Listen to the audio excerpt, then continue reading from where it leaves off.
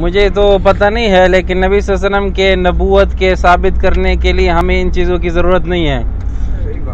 اگر ہو یا نہ ہو تو یہ اس کی دلیل نہیں ہے کہ اگر ان کا نام یہ ہے تو نبی ہے ورنہ نہیں ہے، ورنہ ویسے کہہ رہا ہوں نا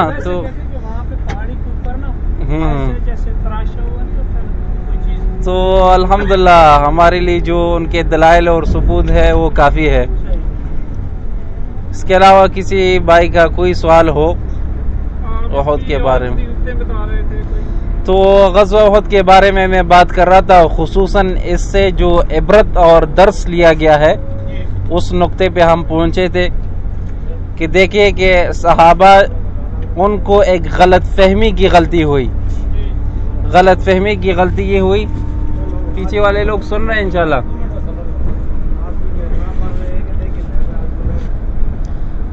تو غلط فہمی کی غلطی ان کو یہ ہوئی کہ ان کا خیال یہ تھا کہ یہ بات جو ہے ابھی ختم ہو گئی اور نبی صلی اللہ علیہ وسلم نے ہمیں منع کیا تھا تو ابھی اس وقت تک تھا، تو اس لیے وہ اتر گئے۔ حالانکہ بات ایسی نہیں تھی کہ جب نبی صلی اللہ علیہ وسلم ان کو کہتے تو اترتے، لیکن ان کو اپنی غلط فہمی کی وجہ سے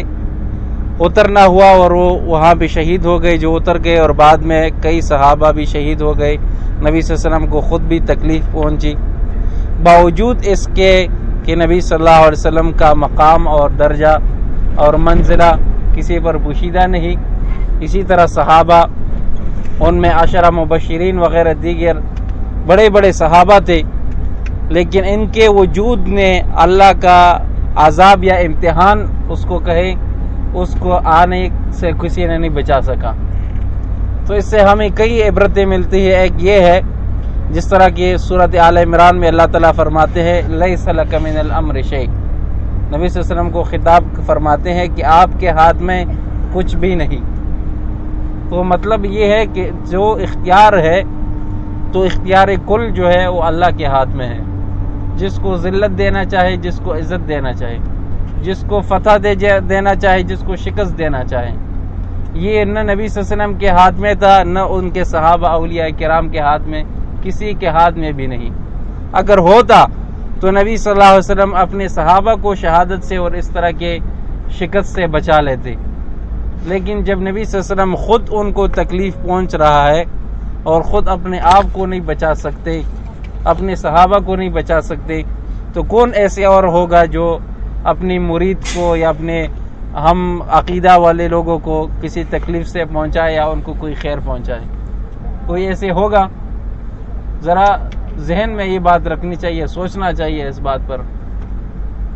اور اس لیے سورۃ انعام میں اللہ تعالیٰ نبی صلی اللہ علیہ وسلم کو فرماتے ہیں کہ آپ ان لوگوں کو اعلان کر کے بتائیں کہ لو کنت اعلم الغیب لاستکثرت من الخیر، کہ اگر مجھے غیب کا پتہ ہوتا، آئندہ چیزوں کا، مجھے پوشیدہ چیزوں کا علم ہوتا، تو میں سب کے سب خیر اپنے لیے جمع کرتا اور مجھے کبھی بھی اور کہیں بھی تکلیف نہ پہنچتا۔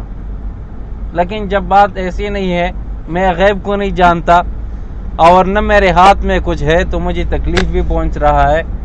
اور ایسے کام بھی میرے ساتھ ہو رہے جس کو میں نہیں چاہتا۔ ورنہ کون چاہتا ہے کہ اس کے دانت جو ہے وہ زخمی ہو جائے، اس کا سر زخمی ہو جائے، اس کے ساتھی شہید ہو جائے؟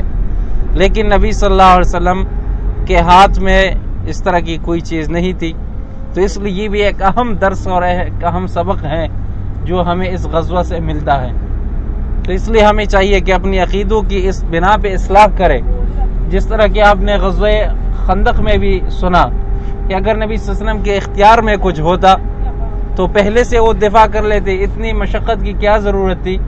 کہ وہ خندق ہی کود لے۔